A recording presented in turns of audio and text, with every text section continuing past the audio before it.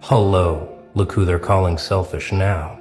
Hello to the ones they branded cold, the ones they called heartless, the ones they swore turned their back on everything that mattered.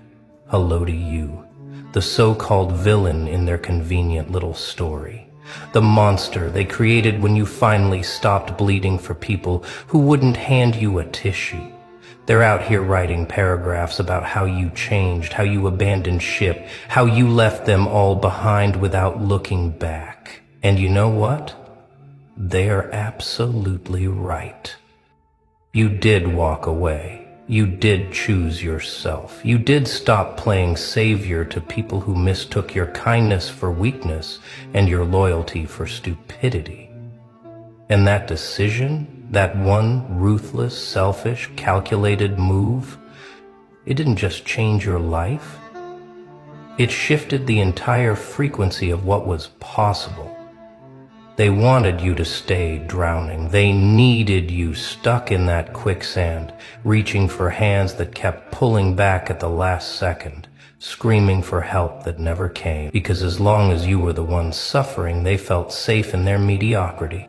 As long as you were the broken one, the struggling one, the one barely holding on, they could look at themselves in the mirror and say, at least I'm not that bad. You were their emotional punching bag, their free therapist, their validation machine, their proof that someone had it worse. And the moment you stopped performing that role, the moment you ripped off that costume and said, I'm done being your emotional dumpster, that's when you became the enemy. Isn't that beautiful? You spent years trying to save everyone around you. Pouring from an empty cup, setting yourself on fire to keep them warm, and the second you chose to save yourself instead, you became the villain in their story. But here's what they'll never admit. Here's the truth that keeps them up at night. Scrolling through your old messages, refreshing your page, asking mutual friends if you're okay. When you walked away, when you chose yourself, when you became what they call selfish, you didn't just save yourself. You activated something in the atmosphere. You set off a chain reaction that they're still trying to comprehend. Because people were watching, silent witnesses to your transformation.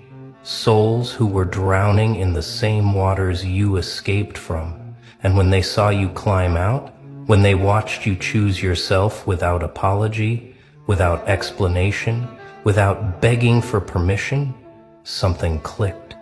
You gave them permission to do the same. You became the blueprint, the escape route, the living proof that you can survive the guilt, that you can walk away from toxicity, even when it's wearing a familiar face, that you can rebuild after burning everything down. They say you were selfish, but what they mean is you were the first one brave enough to jump. You were the one who looked at the sinking ship, realized the captain was drunk and the crew was fighting over who gets the lifeboats, and you just quietly slipped into the water and started swimming. You didn't announce it. You didn't write a manifesto. You didn't burn bridges with gasoline and matches. You just left. And that silence, that unexplained exit, that refusal to justify your survival, it broke something in them, because now they're stuck on that ship, watching you swim to shore, and they're realizing for the first time that leaving was always an option. They just never had the guts to take it. You did. And now they're calling it selfish because they don't have a word for courage that doesn't ask for applause. Let's talk about what really happened, the part they conveniently forget when they're painting you as the villain. You gave them everything, didn't you? Your time, your energy, your tears, your sleepless nights, your mental health, your peace. You showed up when no one else did. You stayed when everyone else left. You believed in them when they didn't believe in themselves. You were the friend who picked up at 3 a.m, the partner who forgave the unforgivable, The child who kept trying to earn love from people who should have given it freely. You bent yourself into shapes you were never meant to fit just to make them comfortable. And what did they do with all that sacrifice? They got used to it. They started expecting it. They turned your kindness into a subscription service and then got mad when you canceled it. You became their emotional insurance policy, the one they only called when disaster struck. You were the backup plan, the safety net, the free therapy session, the unconditional support system that asked for nothing in return. And here's the sickest part. They never saw you as a person. They saw you as a function, a role, a service. You were the strong one, the dependable one, the one who always figures it out, the one who never needs help. So they never checked on you. They never asked if you were okay. They never noticed you were drowning because they were too busy using you as a lifeboat. And the moment you stopped being useful, the moment you stopped performing miracles for people who wouldn't even give you a glass of water, they turned on you like you broke some sacred contract. Like your humanity was a betrayal. But you didn't betray them, you woke up.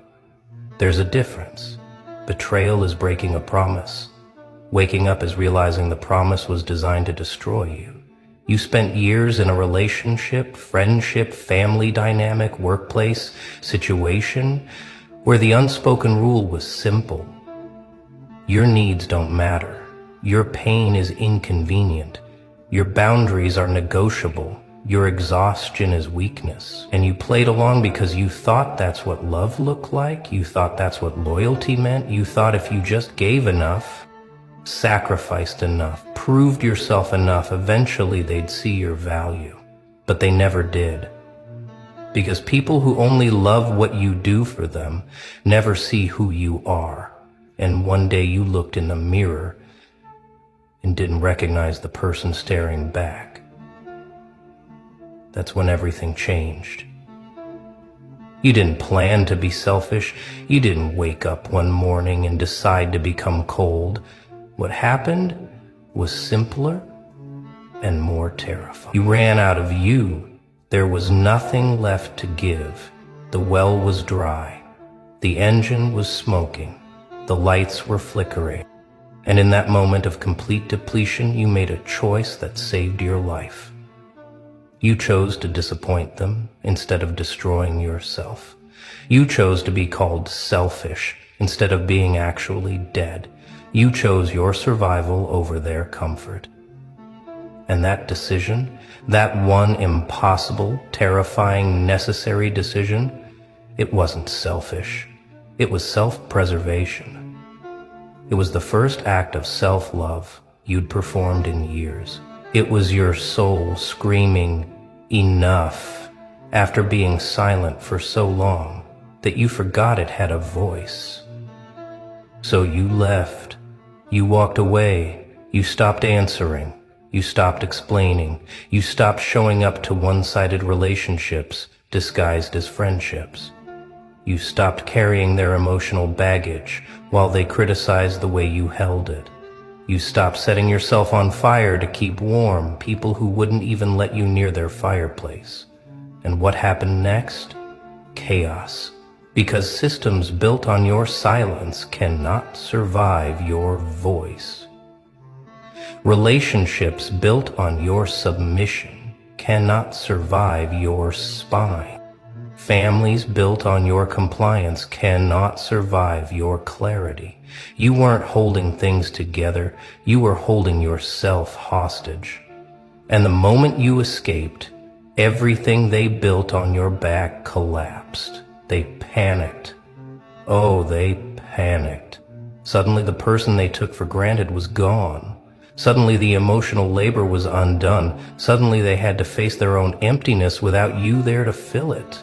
And instead of looking inward, instead of asking, why did they leave? They asked, how dared they leave us?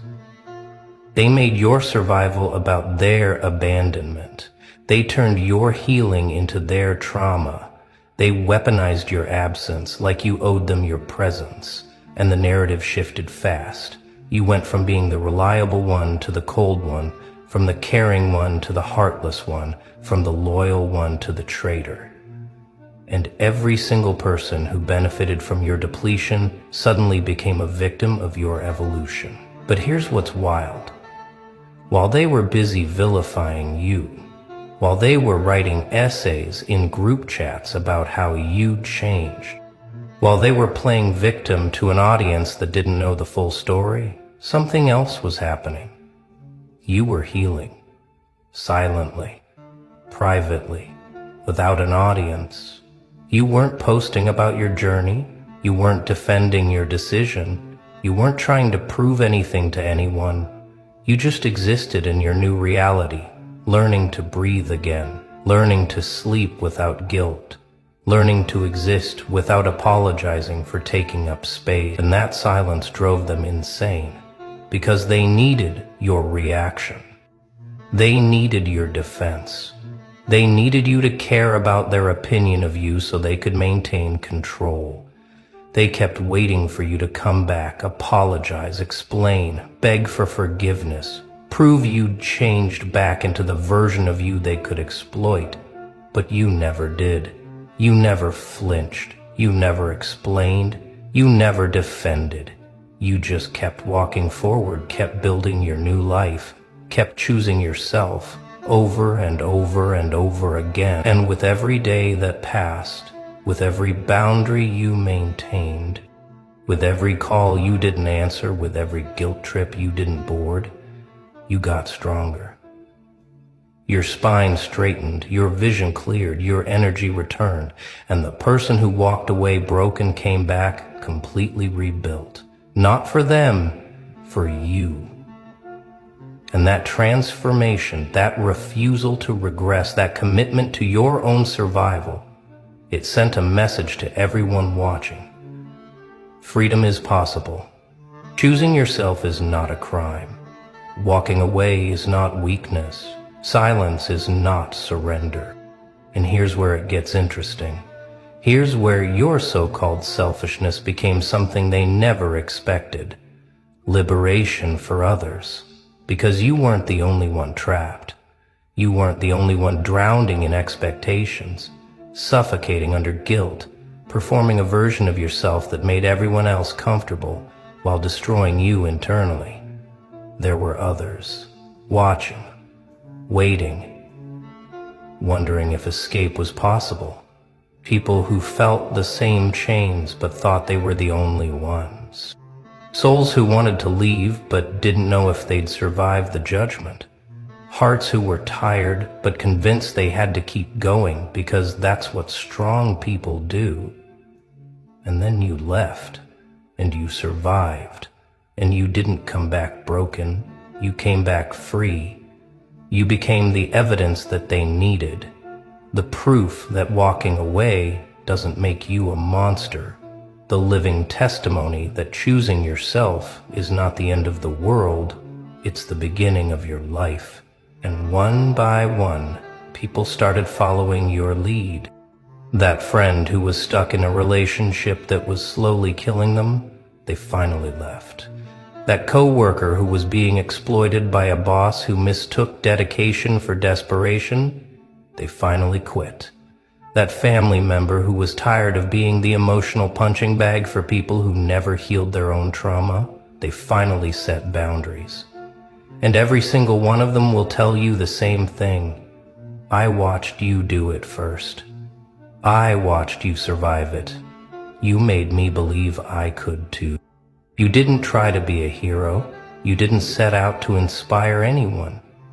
You didn't make a movement or start a revolution. You just saved yourself. But in a world where people are taught to die for others' comfort, choosing to live for yourself is a radical act. In a culture that glorifies self-sacrifice to the point of self-destruction, prioritizing your own peace is rebellion. In a society that conditions people to shrink, to serve, to stay silent, standing up and walking away is warfare. You declared war on the system that was killing you, and you won. And everyone who was losing that same war saw you win and realized victory was possible. They call it selfish, but the people you saved, the ones who found their courage in your escape, the ones who finally chose themselves after watching you do it first, they call it something else. They call it permission. They call it validation. They call it the wake-up call they didn't know they needed. Because you proved that the guilt is survivable. You proved that the judgment is temporary. You proved that people will talk no matter what you do. So you might as well do what keeps you alive. You became the blueprint for self-rescue. And now, there's a whole generation of people who are choosing themselves, setting boundaries, walking away from toxicity, refusing to shrink, and they're doing it because you did it first. Not because you told them to, but because you showed them it was possible. So let's address the title directly. You weren't trying to save anyone. Facts. You were just trying to survive. You were drowning and you swam. You were burning and you escaped. You were trapped and you found the exit.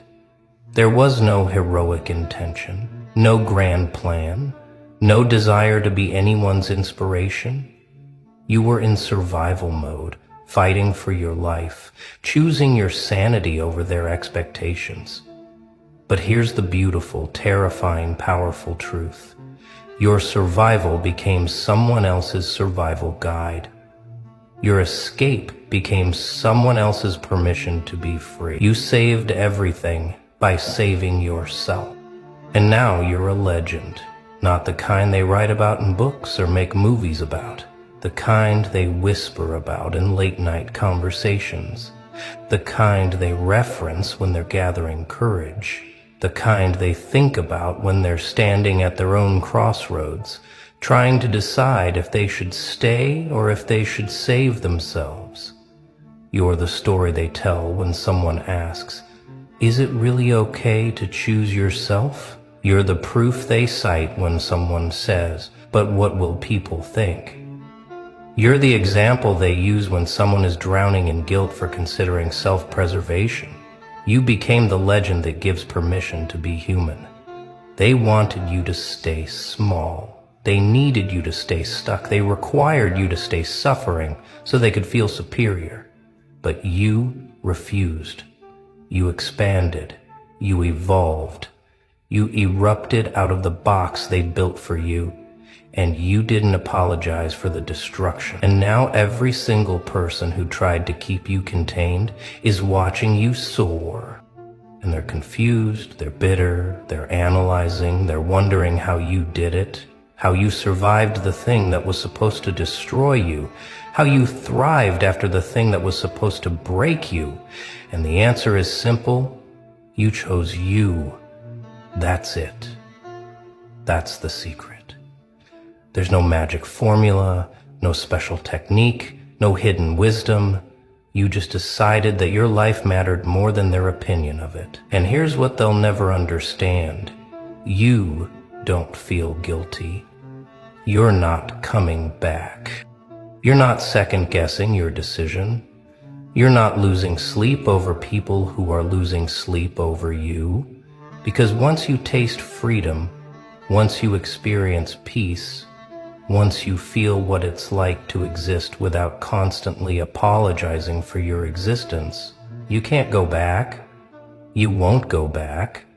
The old version of you is dead and buried, and you're not performing a resurrection for an audience that never appreciated you when you were alive. You're not here to prove anything. You're not here to defend your decision. You're not here to make them understand.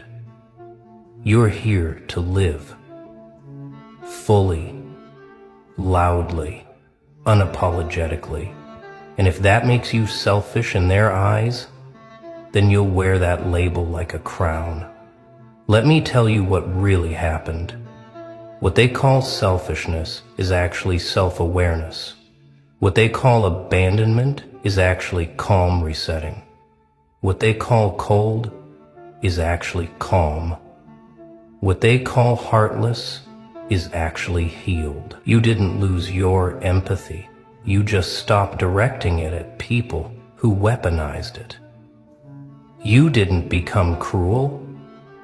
You just stopped being convenient. You didn't turn into a monster. You just stopped pretending to be a martyr.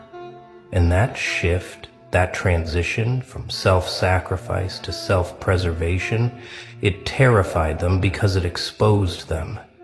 Your presence used to make them feel good about themselves. Your struggle made them feel successful. Your chaos made them feel stable. Your wounds made them feel whole. They needed you broken because it validated their mediocrity. But when you healed, when you stabilized, when you found peace, suddenly they had to face themselves without the distraction of fixing you. And what they saw in that mirror, it wasn't pretty. So instead of looking inward, they looked at you. And they decided you were the problem. You were too much. You changed. You're not who you used to be. And you know what? They're right. You're not who you used to be. You're who you were always meant to be. Before they convinced you to shrink, you became the villain in their story, so you could be the hero in your own. And that trade-off, that exchange, that decision to prioritize your narrative over their comfort, it wasn't selfish. It was necessary. It was survival. It was the most loving thing you've ever done for yourself. Because staying would have killed you. Not physically maybe, but spiritually, emotionally, mentally. You would have disappeared into their expectations, dissolved into their demands, evaporated into their needs, until there was nothing left of you but a ghost performing a role that was never meant for you. So you chose life. You chose yourself, and that choice rippled outward in ways you'll never fully comprehend. Somewhere right now, someone is gathering the courage to leave because you left first. Someone is setting a boundary because you set one and survived. Someone is choosing themselves because you proved it's possible. Someone is saying no because you said no, and the world didn't end. Someone is walking away because you walked away and found peace on the other side. You weren't trying to save anyone, but you just saved everything. You saved yourself from destruction. You saved others from staying in their own destruction. You saved the future from a version of you that would have been a cautionary tale instead of a comeback story. You saved the narrative from another story of martyrdom and replaced it with a story of resurrection.